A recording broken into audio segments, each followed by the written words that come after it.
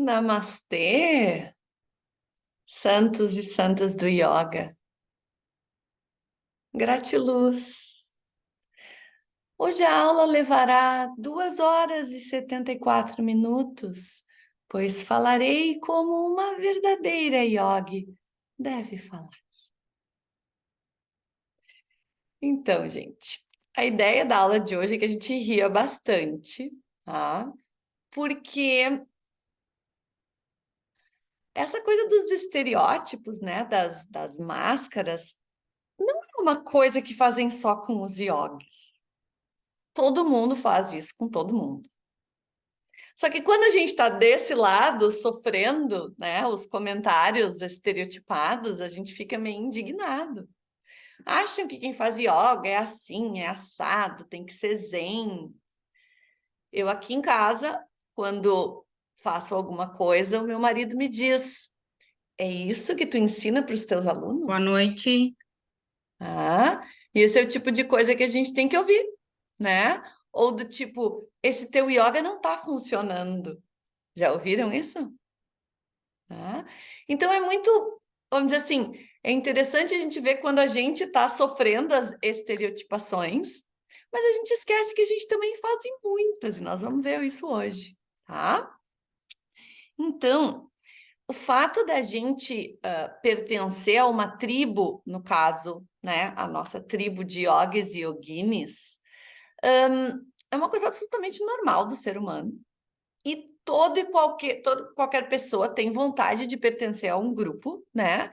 E querendo ou não, se adequa, se coloca as roupas, se faz as coisas, ou seja, a gente se fantasia de certas coisas, né? De acordo com as tribos às quais a gente faz parte. Então, pela tua profissão, pelos teus interesses, tem milhares de coisas que todos os seres humanos fazem, não são só os yogis. Então, tem a turma dos motoqueiros, a turma dos funkeiros, a turma dos... Vamos ver o que mais aí. Os médicos usam determinadas coisas, os psicólogos, né? E assim por diante. Isso a gente já sabe, isso é uma coisa natural do ser humano, tá? Acontece que, às vezes, essa fantasia, essas coisas que a gente usa e que a gente pode até chamar num psicologuês de persona, né? As máscaras, as personas, tá? Às vezes elas passam da medida e a pessoa começa a achar que ela tem que fazer alguma coisa, ou ela tem que agir ou se mover ou falar ou usar algumas coisas, porque senão ela não é. Ou seja, ela é julgada pelo que ela faz e não pelo que ela é, né? Bem óbvio, porque todo mundo faz isso com todo mundo. Então, olha só. Vocês concordam que toda a sociedade tem expectativas em cima de diferentes tipos de pessoas? E que isso são acordos sociais? Então, a gente tem expectativas, a gente não, as pessoas. Ou a gente, nós não temos expectativa com ninguém, né? Certo? Nós somos yogis. Tá? Então, as pessoas têm expectativa, por exemplo, que um médico tenha um carro bom, que ande assim, que ande assado, né, dona Larissa? Não tem essa expectativa do médico? Tá? A gente espera que um chefe de um restaurante francês não coma no McDonald's, concordam? Vocês têm essa expectativa? A gente costuma ter essa expectativa, né? O que mais? A gente espera que um dentista escove os dentes 3 vezes por dia, né? Tem os dentes bem bonitos, bem arrumadinhos. O que mais? A gente espera que uma pessoa que mora na favela goste de funk. E assim por diante.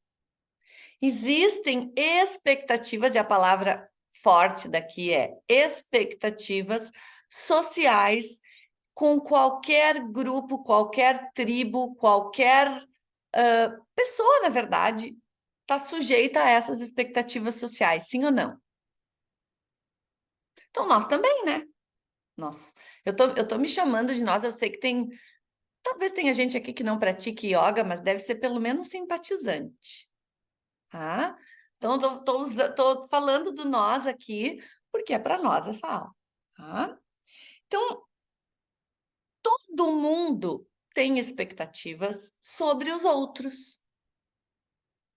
E quando tu não entende por que aquela pessoa faz aquilo ou se veste daquela forma, isso nos causa uma estranheza. Vocês sabiam que tem gente que anda vestido de personagem de anime na rua, no Japão? Isso é normal. Tem gente que anda vestida de Game of Thrones, gente. E a gente acha estranho, porque é distante da nossa realidade, culturalmente diferente.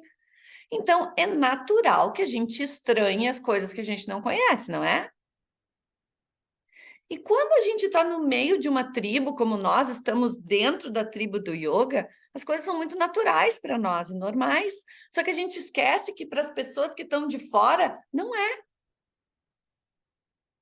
E a maioria das pessoas não tem a menor ideia do que é yoga. Eu sei porque eu estou trabalhando agora com uma dupla de rapazes para me ajudar com umas gravações de uns cursos, e as coisas que eles me perguntam, eu fico assim, eu disse, sério?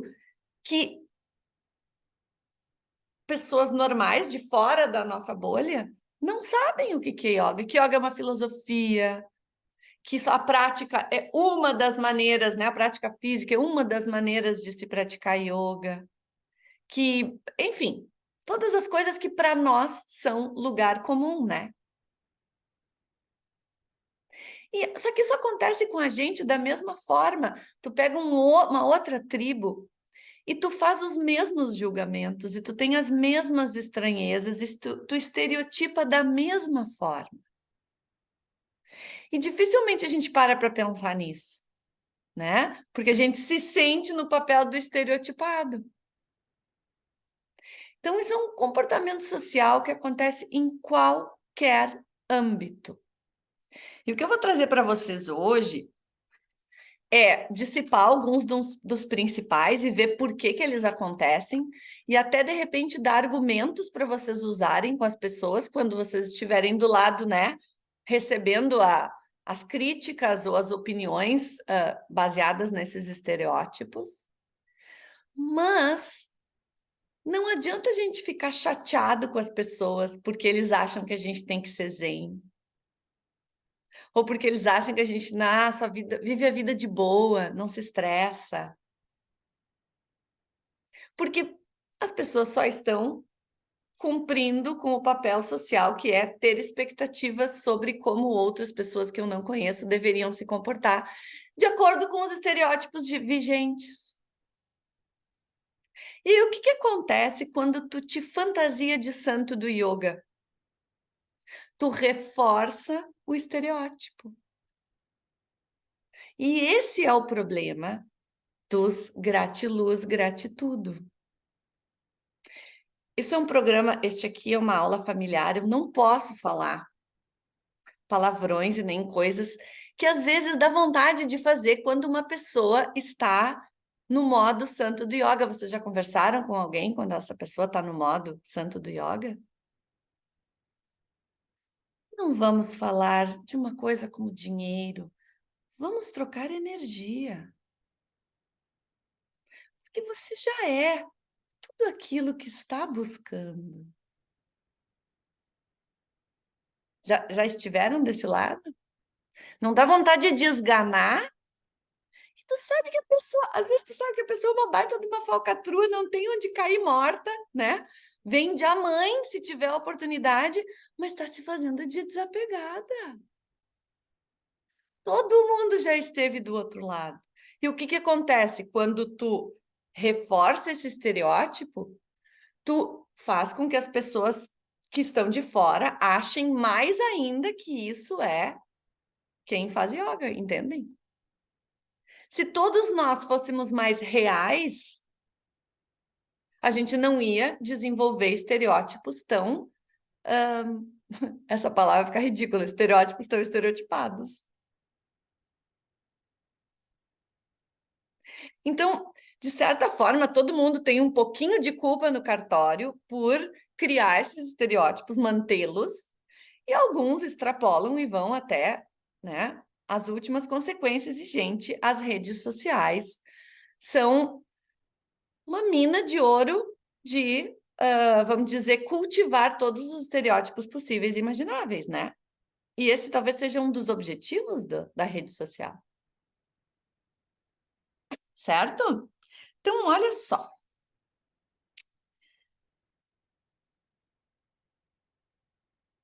Quanto mais tu sente que tu precisa fazer alguma coisa para validar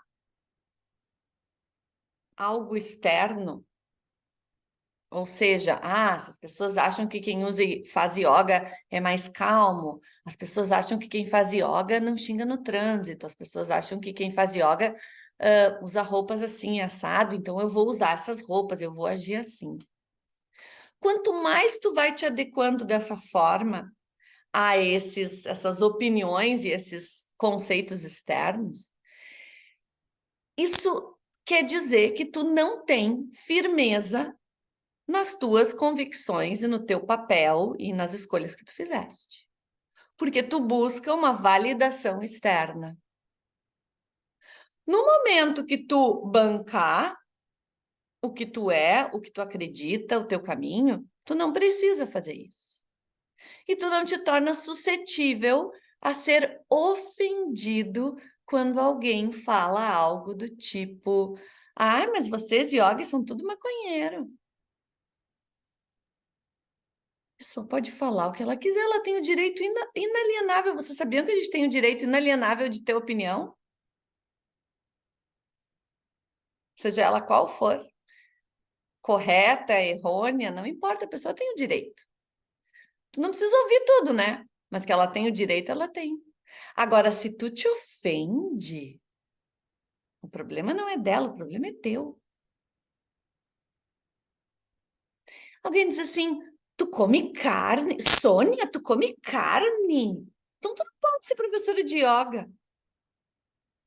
Se isso ofende a Sônia, é porque tem algo nesse assunto de comer carne que não está alinhado dentro dela ainda. Ela não se valida a ela mesma neste quesito. Então, ela precisa da aprovação e da validação de alguém externo. Faz sentido isso para vocês? Porque quando aquilo é alinhado dentro de ti, a pessoa pode falar o que ela quiser.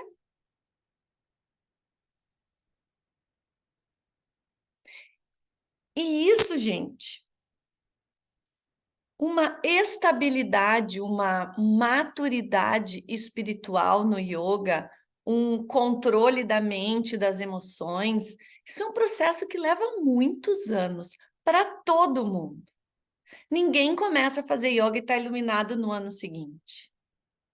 A gente vai mudando aos poucos, a gente vai se refinando, vai conseguindo entender os nossos processos e a gente vai tendo transformações que a gente consegue ver em retrospectiva, certo? Agora ninguém muda da noite para o dia. Então, como é que pode uma pessoa que começou a fazer yoga, e aqui quando eu estiver falando de yoga, vocês podem englobar todos os gratiluz, terapeutas holísticos, tudo, tá tudo dentro da mesma bolha. Como é que de um ano para o outro ela vai ser outra pessoa, falando diferente, se movendo diferente, sabe? Como? Se fosse assim de rápido, que maravilha, né? Que maravilha, assim, em um ano, ou às vezes em 6 meses. Porque muitas vezes os mais drásticos são os mais novos, gente. Os santos do yoga mais recentes são os mais dedicados em serem santos do yoga. Quando tu já passou por bastante momento na tua vida, no teu desenvolvimento espiritual, já passou por bastante fases de te achar Patanjali, depois tu te acha, né, ninguém, depois tu acha que não é para ti, daí depois tu acha que é para ti, e tu passou anos te desenvolvendo nisso, tu começa a ter uma afirmação interna que tu não precisa da validação externa, mas demora. Teve uma vez que eu estava na Índia, eu vou para a Índia há 32 anos, tá? E ali por 2020, foi em 2020. Eu estava em Rishikesh, você sabe, Rishikesh é a capital mundial do yoga e dos yogis e dos bicho-grilos e do zen e de tudo, tá? É a Disney para nós. Eu estava lá de calça jeans, com uma jaqueta dessas fofinhas, porque estava frio, sabe essas jaqueta fofinha, meio esportiva assim? Tá? Lá estava eu, num ashram, no Parmarthi Niketan, que é um dos ashrams mais famosos que tem em Rishikesh. E chega uma moça, mas assim, ó, toda enrolada de pano branco, de turbante branco, com um negócio aqui, tá? Com japamala, mas assim, vocês pensam a fantasia. E ela tinha me ouvido falar português com algumas pessoas que eu tinha levado no grupo comigo, e eu estava esperando essas pessoas e estava olhando e tal. E ela chega para mim e diz assim: Namastê, eu vi que você é brasileira. Se você precisar de ajuda ou alguma informação, essa é a minha terceira vez na Índia, eu posso lhe ajudar.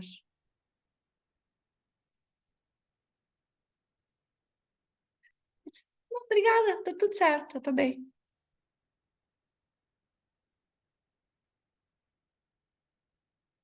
Vocês não viram a situação, mas era claro que ela estava querendo se mostrar como uma profunda conhecedora, né? E ao julgar as minhas roupas como ocidentais, como eu sou uma novata, que eu estou chegando, ela poderia, né, mostrar o quanto ela conhecia da Índia, afinal ela estava vestida a caráter. Então, esse tipo de coisa, gente, quando eu não preciso me fantasiar, eu não preciso sair para ir falando o que eu conheço da Índia, perguntando para estranhos na rua: você gostaria de ajuda? Eu sei muito sobre a Índia.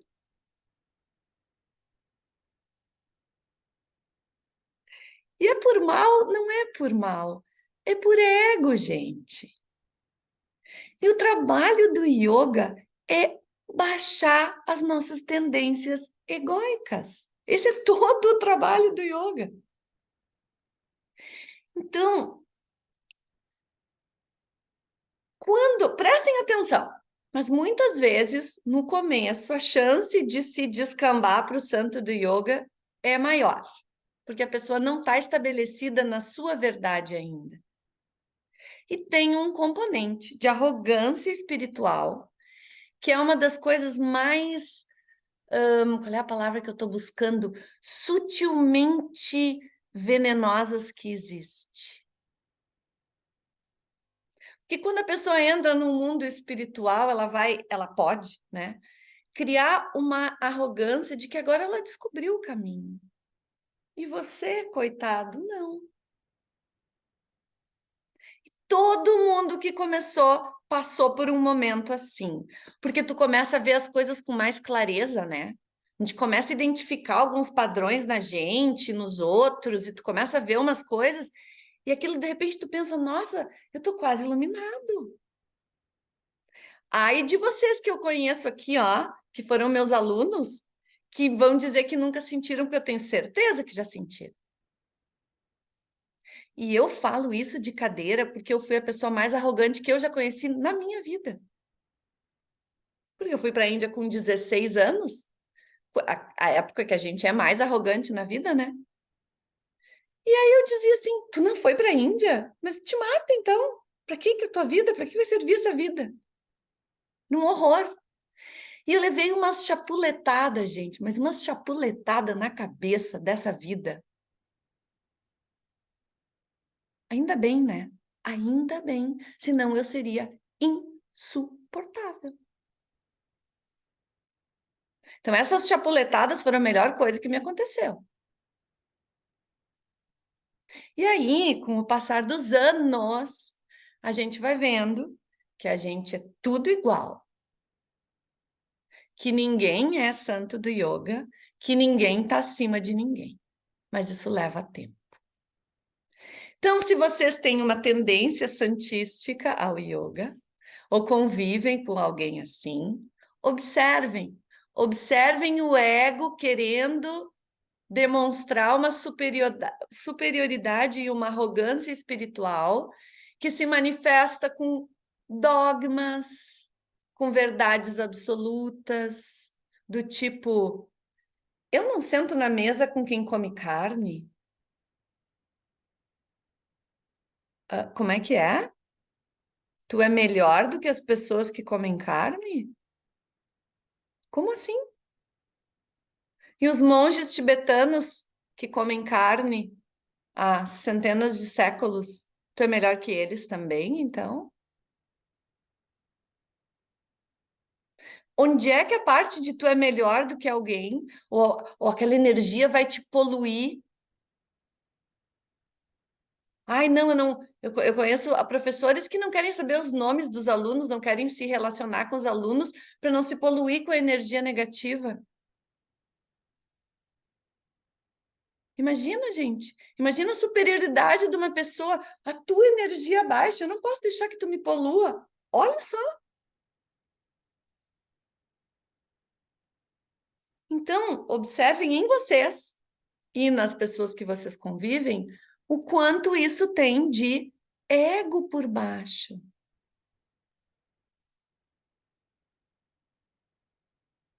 Como é que tu pode julgar alguém como melhor ou pior do que tu? No momento que tu começa a fazer isso, o yoga saiu pela porta, gente. A espiritualidade saiu pela porta. Então é um trabalho contínuo à medida que a gente se desenvolve, de não ter fresqueia, quem tu pensa que tu é, porque é muito fácil a gente ir para esse caminho. Tá? Então, eu queria trazer para vocês algumas das coisas, até quando a gente está ali no Insta, vocês preencheram umas caixinhas, mas é o que a gente já sabe, os mais comuns, os estereótipos mais comuns. Eu quero fazer alguns comentários sobre isso, com relação a até como é que a gente pode argumentar isso às vezes, tá? Mas sem a menor dúvida, a maior de todas é que as pessoas imaginam que quem faz yoga é zen. E se usa essa palavra, que é muito estranho, porque zen é uma linhagem meditativa do Japão, que não tem nada a ver com a Índia, mas coloquialmente a palavra zen quer dizer tranquilo, né? Calmo. Tá? Então, que não se estressa. Bom, ainda bem, né? Porque esse é um dos objetivos pelos quais a gente faz yoga, para não ser tão estressado como a maioria das pessoas, né? Ou alguém aqui faz yoga para se estressar mais, para ficar mais na correria do que já é. Não, né, gente? Então, esse estereótipo, ele é real, porque as pessoas que fazem... E agora, eu não vou querer dizer que fazem yoga, mas que têm um direcionamento espiritual na vida, tendem a ser menos reativas. Tendem a ser menos reativas, ou seja, reagir menos, responder mais. Que bom, né? Isso significa que a gente tá funcionando o que a gente está fazendo. Agora, vocês acham que é possível alguém viver a vida toda calmo? Vocês acham que é adequado uma vida onde tu seja calmo o tempo inteiro? Vocês já imaginaram num acidente e tu com uma pessoa que faz yoga e é calmo o tempo todo? Respire. Vamos fazer um mantra para conter a sua hemorragia. E eu dirigirei para o hospital a 10 por hora. E se Krishna quiser, você sobreviverá. Se não, está nas mãos da existência. Vocês acham que é adequado a gente ser calmo e falar baixinho e tranquilo quando tem uma criança indo enfiar um garfo dentro de numa tomada? Meu filho, namastê, por favor, filhinho, não coloque os dedinhos na tomada. Vocês entendem que é humanamente impossível alguém se comportar assim o tempo todo? Pois as circunstâncias das nossas vidas mudam. E existem muitos momentos da nossa vida onde a gente tem que usar força, usar intensidade. Às vezes, no caso nesse caso aqui, tu tem que ou arrancar a criança de perto da tomada, ou tu tem que dar um grito para ela se assustar, né? Vocês não acham? Ou a criança está indo atravessar a rua. E tu diz, filhinho, cuidado, você pode ser atropelado.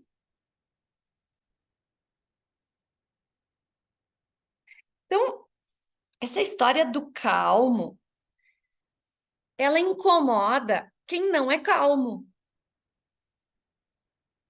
E só quem vai te dizer assim, ai, tu tá muito, né? Não era para tu ser zen, é porque aquela pessoa gostaria muito de ser zen como tu é. Mas ela não consegue ainda. Então, quando tu observa quem te diz isso. Os mais malucos. Porque, por exemplo, eu não vou dizer para Ana, Ana, tu tá, ai, como tu é zen.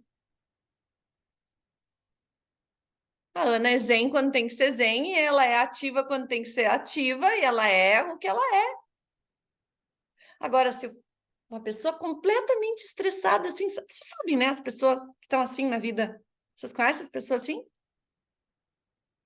Quando ela vê a gente que faz coisas bem estranhas, do tipo conversar com as pessoas conversando, que desligam o celular antes de ir para o quarto, que acordam de manhã e fazem, né, alguma prática antes de estar lá, que não respondem o WhatsApp às 10 da noite, porque tem uma vida.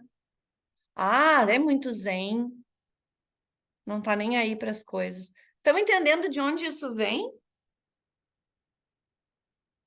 Se essa pessoa tivesse uma vida tranquila e tivesse de boa com a sua tranquilidade, não tem nem ia chamar a atenção dela isso.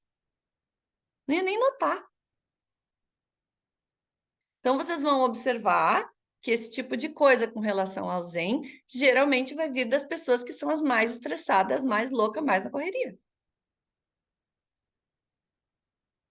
E vocês acham que adianta, pulando aqui um pouquinho para frente, vocês acham que adianta argumentar com alguém sobre isso? Geralmente na hora não, né, gente? Em outro momento, se tu tiver intimidade, mas em muitas circunstâncias, se tu sentir muita raiva, ou se tu sentir muito ofendido, ou se tu sentir muita necessidade de te explicar, usa isso como uma ferramenta para olhar dentro de ti o que não está assentado ainda, que tu queria ser zen, mas tu ainda não é. Então admite, eu ainda não sou zen como eu quero ser, mas é um processo e estou no caminho. O que vocês acham?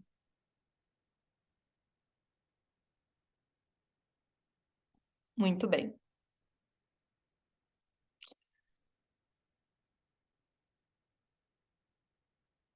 O segundo é: quem faz yoga não xinga, não fala palavrão e não mata mosquito, ou seja, nunca comete atos violentos, né?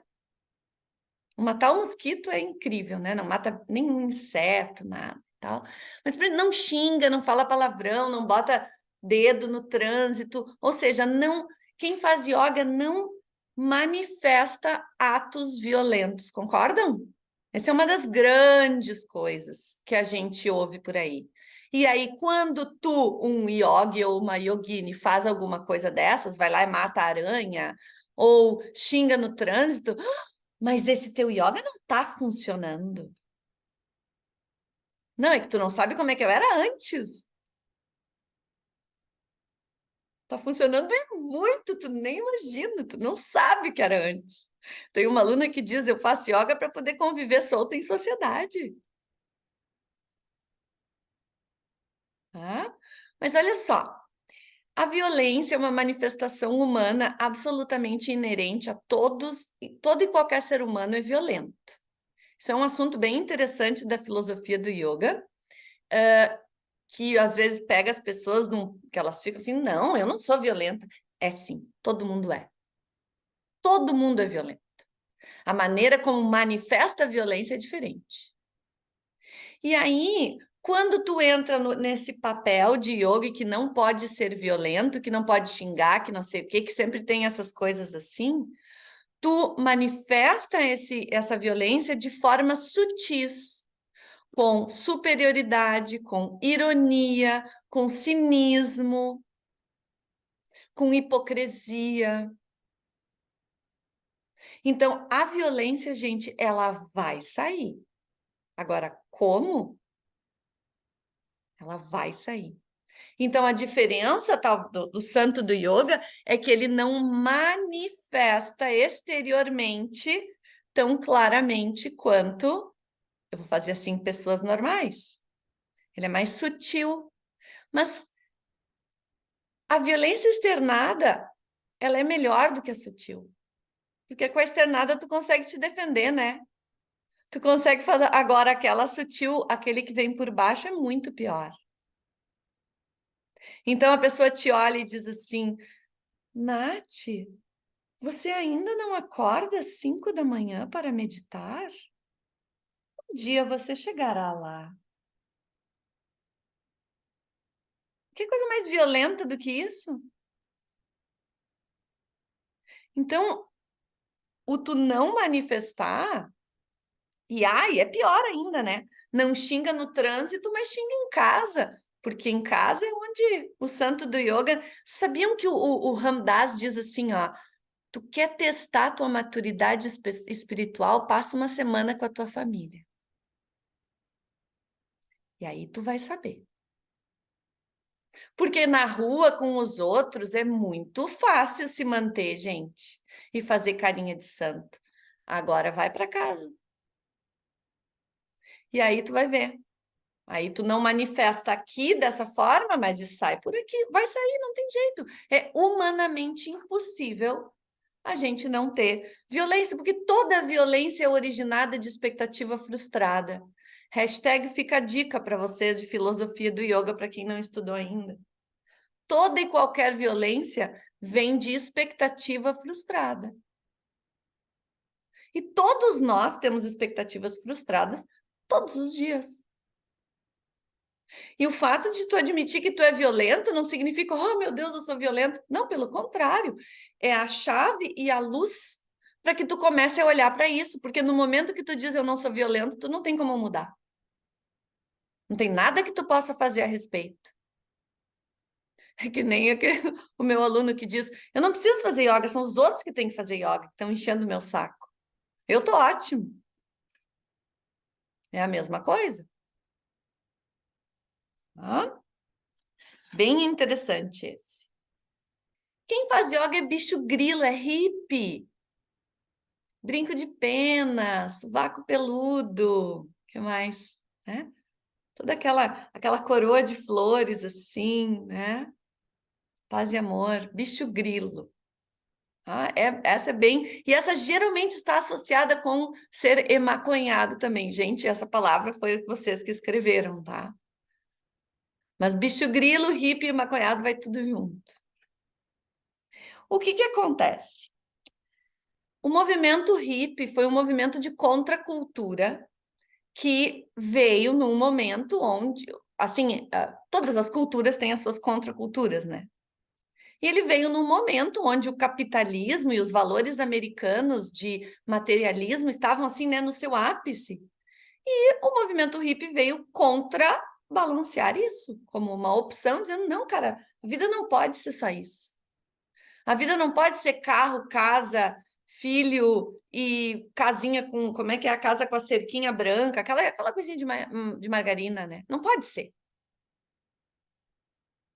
Então, as pessoas que estão de fora, ou seja, que continuam tendo como seus valores principais na vida dinheiro, posição social, poder, status, entre outras coisas, olham quem não tem isso como valores principais como sendo bicho grilo.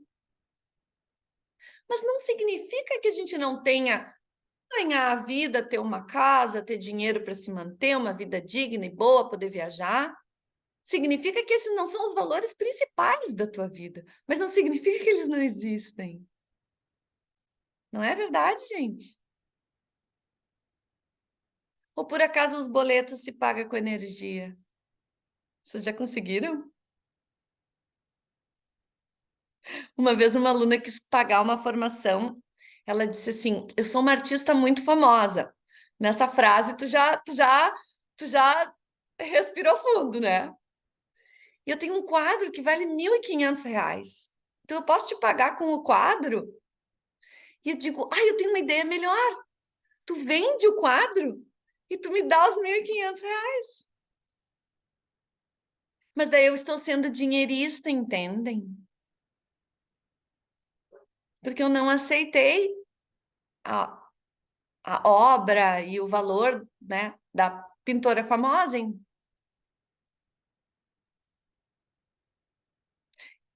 Eu não tenho coragem de oferecer para o pessoal do sítio que eu alugo aqui uma pintura em pagamento. Então, quem tem o materialismo e o capitalismo como os valores principais da vida, vai achar que todo mundo que não tem esses valores como principais vão ser hippies.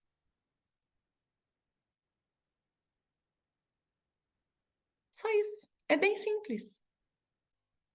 E aí, aqui entra um ponto. Quando alguém te chama de bicho grilo, alguém te chama de hippie e tu te ofende, talvez tu gostaria de ser mais desapegado, mas tu ainda não é. Tu ainda quer conquistar coisas materiais e tá tudo certo. Na tradição védica, Artha, que é a segurança material, é a primeira busca do ser humano e é a base para todo o resto que tu vai construir em cima da tua busca espiritual. Dinheiro e espiritualidade não são excludentes, eles vão juntos. Só que na nossa cultura, isso não acontece, porque numa cultura cristã, pobreza está associada à espiritualidade, concordam? Então é muito difícil para a gente se sentir tranquilo que eu tô no mundo material, quero ganhar dinheiro, quero ter uma vida digna, quero viajar, quero ter as coisas materiais, mas ao mesmo tempo eu estou buscando a minha vida espiritual. É muito difícil para a gente sentir que isso pode andar junto. Tem um outro aulão gratuito, gente, quem se interessa por esse tema, yoga e dinheiro, é bem legal, porque esse é um tema muito importante para nós que nascemos em uma cultura cristã. Então, se te chamarem de bicho grilo ou de hippie, a pessoa está te dizendo, tu não tem o capitalismo, o materialismo como o maior valor na tua vida. E tu diz, ufa, ainda bem. Que bom. Que bom que eu tenho valores melhores do que esse, né? Como é que eu tenho buscas maiores? Busco isso também, mas não é o objetivo da minha vida.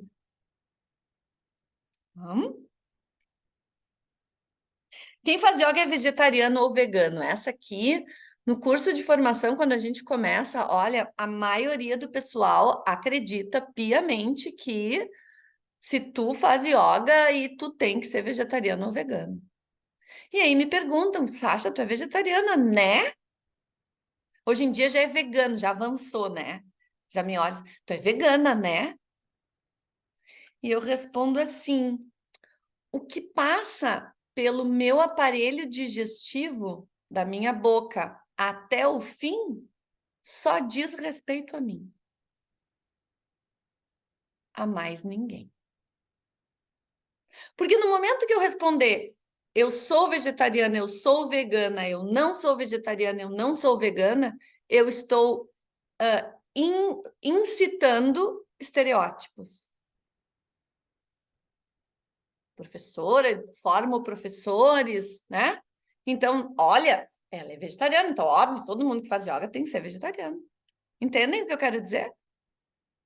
Tu não perguntaria para uma pessoa qual é a tua opção sexual ou a tua posição sexual favorita. Aquilo diz respeito só a ti, né? Então, por que que tu pergunta o que que a pessoa come?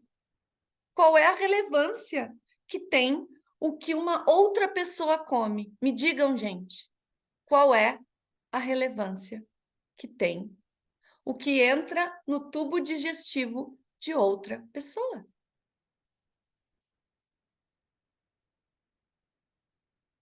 Vocês acham que comer carne, Ju, e ficar bem quietinho na sua, cuidando do seu tubo digestivo e não se importando com o tubo digestivo dos outros? Ou não comer carne e ser obcecado com o que os outros comem? O que vocês acham que é melhor? E o que vocês acham que é mais violento?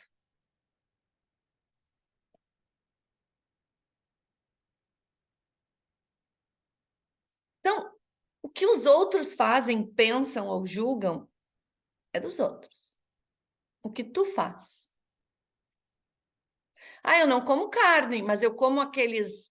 Agora os veganos, né? Eu como aqueles creme de leite vegano que tem uma lista de porcaria, juro, a lista de ingredientes de um creme de leite vegano é um veneno. Ah, ideologicamente tu não quer contribuir? Show! Se é ideológico, a ideologia é contigo. Tu não precisa ofender ninguém para ter a tua ideologia. Nunca, em nenhum âmbito, né?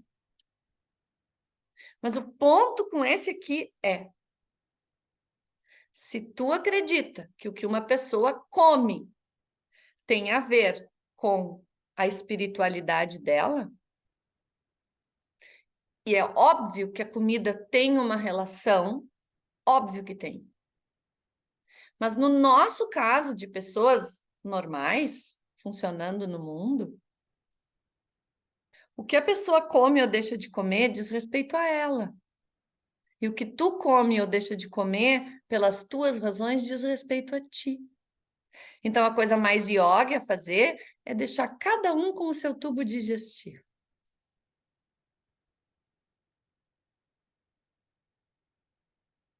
É o mais respeitoso, né? Hum? Quem faz yoga se veste de cor clara, se enrola umas calças largas que parece que tá cagado, assim, aquelas calças, sabe? Usa uns japamala, assim, e, né, umas roupas claras ou aquelas estampas coloridas de Índia, uns turbantes, umas coisas assim. Gente, as cores claras, se tu quiser relacionar com chakras ou com energia, o que tu quiser, tu pode relacionar do jeito que tu quiser. Na Índia, sabe quem usa roupa branca? As viúvas. A cor da espiritualidade é vermelho, laranja, cor de vinho, amarelo.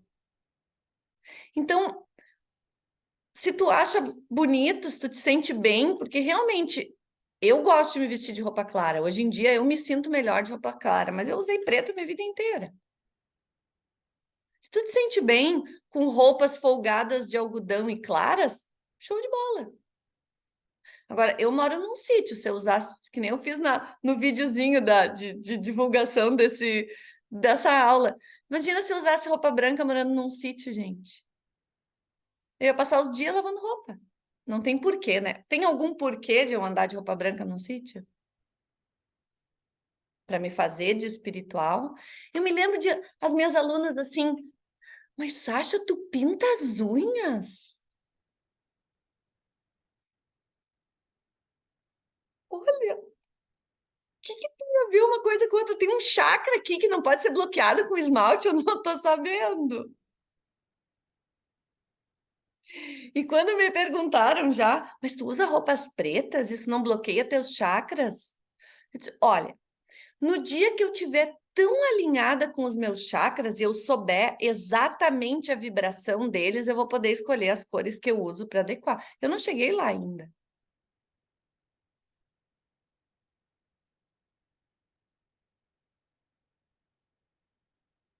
Então, só para responder, roupa clara é de viúva. Mas use o que tu mais gostar.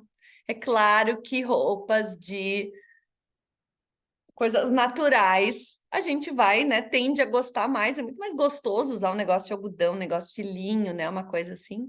Mas isso é fantasias, gente. Todo mundo se fantasia. Tem um vídeo que eu tenho lá no Insta também, que eu conto de uma história famosa que eu fui, como eu tava, ó, vocês devem, essas calças de Aladim assim, um blusão solto, e eu tava assim no Bourbon, aqui em Novo Hamburgo, e uma colega de escola diz assim: ai, Sasha, quanto tempo não vi ela, sei lá, 20 anos. E onde tu vai fantasiada? Ela jurava que eu estava indo numa festa fantasia. E não foi por mal, gente. Ela não falou aquilo com. Foi assim, de realmente ela estava perguntando. Porque em Novo Hamburgo isso aqui é uma fantasia. E tá tudo certo. Tem outros que andam de anime, de Game of Thrones, e uns andam de yoga, tá tudo certo. Mas é só uma fantasia. Agora, eu não vou no banco assim. Quando eu tenho que fazer um empréstimo no banco, eu não vou assim, né, gente? Para que eu vou jogar contra o meu time? Vou me enrolar num turbante, botar um turbante na cabeça e vou no banco dizer namastê. Por que eu vou jogar contra o meu time? Por que eu vou contra? Ah, eles têm que me aceitar como eu sou. Bem capaz, o banco tem que te aceitar como tu é. Então, tu vai usar os teus critérios e onde tu pode ir dessa forma, tu vai. Onde tu não pode, tu não vai. Não é uma questão difícil de entender, assim.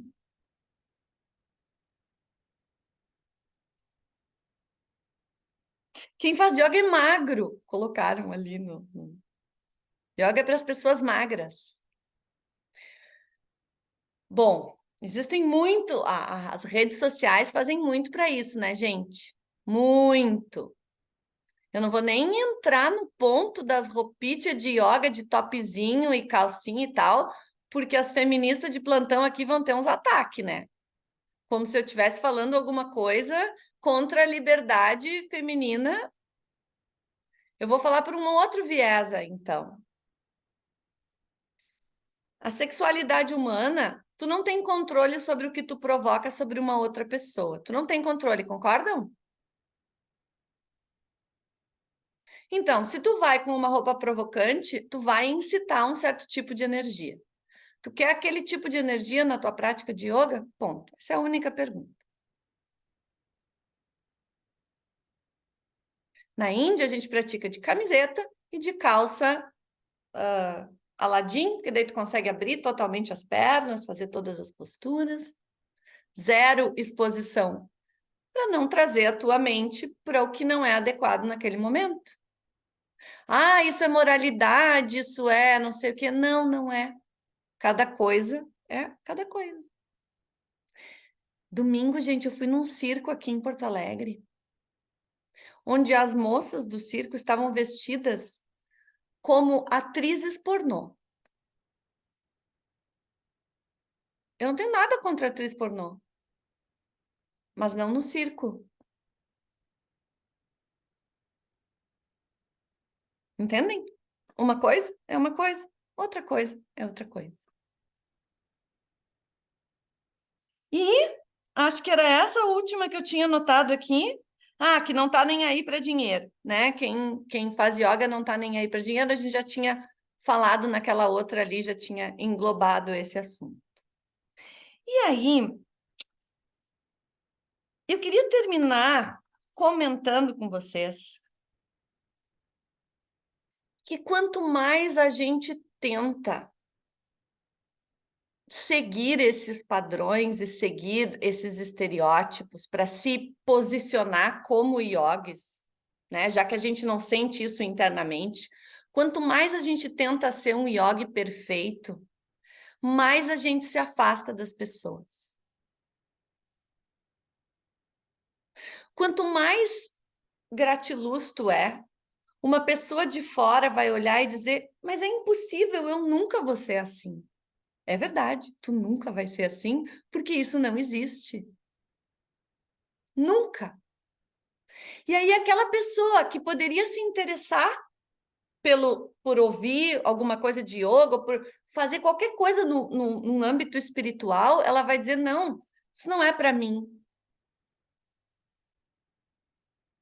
quanto mais real tu for, mais tu te conecta com as pessoas e diz, cara, é para todo mundo. Eu como ketchup, eu chuto o gato quando ele sobe no meu tapetinho de yoga, tenho herpes, que mais? Esqueço de pagar os boletos às vezes, tudo como todo mundo. Agora, se tu faz o papel de santo, aquela pessoa diz, não, mas ou ela vai dizer eu não quero virar isso, né? Ou isso é impossível para mim. E sempre que tu te colocar como santo do yoga, tu vai estar te elevando, tu vai estar acima das outras pessoas. E vocês sabiam que conexão de coração e coração só acontece na horizontal? Ela não acontece assim.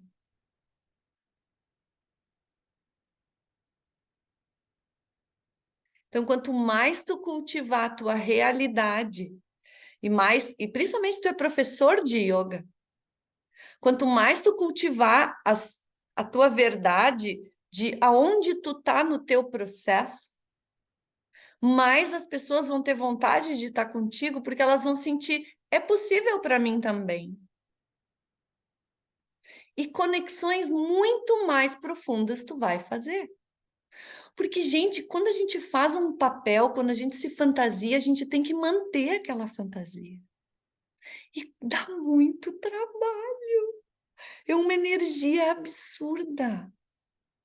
E não precisa. Então, aquilo que eu comecei falando na aula, ao invés de observar o que falam de ti, o que comentam, quais são os estereótipos que te trazem, procura trabalhar essa validação interna. E tu vai ver que naturalmente a pessoa pode falar o que ela quiser. Eu sou discípula do Osho, gente, desde 1991. Vocês lembram que teve uma série na Netflix chamada Wild Wild Country, que foi um negócio horroroso, assim? Acho que eu levei para o pessoal aquilo e fiquei indignada. E imagina com as perguntas que me faziam e tal. Eu sei o que eu vivi, eu sei o meu amor pelo meu mestre. É inabalável.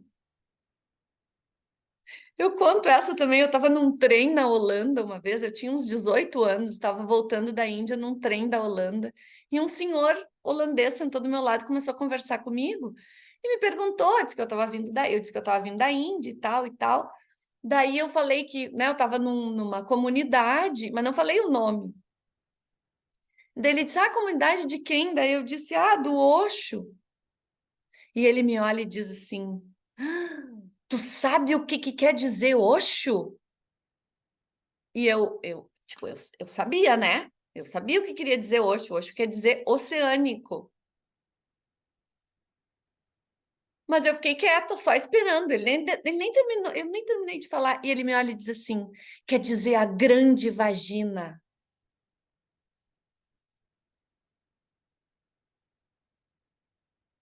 Vocês já imaginaram se eu me ofendesse com isso?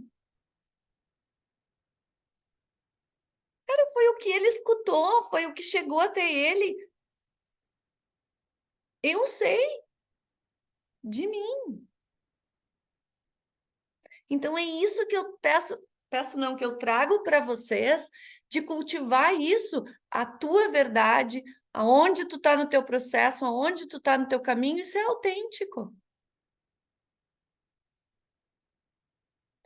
E a segunda coisa, gente, para terminar mesmo, tá? Eu gosto de terminar aqui na hora certinha, é que tudo isso que nós estamos falando de estereótipo, expectativas, comparações, opiniões dos outros, a ti ou de ti para os outros, quando os outros têm um tamanho importante na tua vida, é porque a tua vida não é muito interessante. Se a tua vida for muito interessante, tu não tem nem tempo e nem espaço para pensar o que o outro faz, o que o outro veste, o que o outro diz, o que o outro come. Tu não tem. Então, existe um sutra védico, sutra mais importante de toda a tradição védica. Larga dos outros.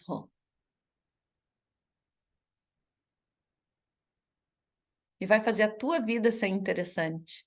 E vai validar tu mesma a tua vida.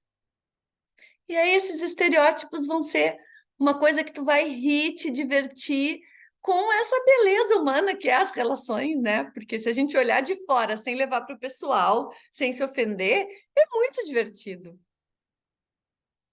E aí a gente usa essas máscaras e essas personas nos lugares onde elas cabem.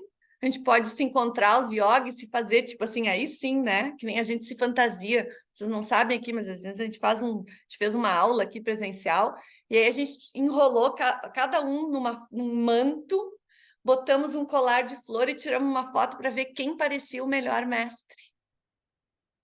E foi divertidíssimo. E tá tudo certo.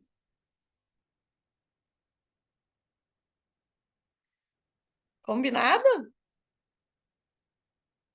Bora fazer a vida interessante e largar dos outros? E deixar de se fazer de santinho do yoga? Ser cada vez mais gente? Então, muito obrigada pela presença de vocês. É uma alegria estar aqui nesses dias. Eu queria muito pedir que vocês me mandassem sugestões de assuntos, tá? Tem que ser assunto bom, assim, né? Tipo, já me pediram várias vezes para falar de drogas, mas drogas é complicado. Porque isso é público, né, gente? Então a gente Mas eu acho que o próximo deve ser sexo, porque é o que andam me pedindo. Já teve dinheiro, já teve não sei o que, não sei o que. Acho que está chegando. Mas aceito sugestões de temas. Combinado? E se vocês virem alguma postagem, alguma coisa muito santo do yoga, mandem para mim. Eu vou adorar. Certo? Uma alegria estar aqui com vocês. Uma linda noite. Obrigada.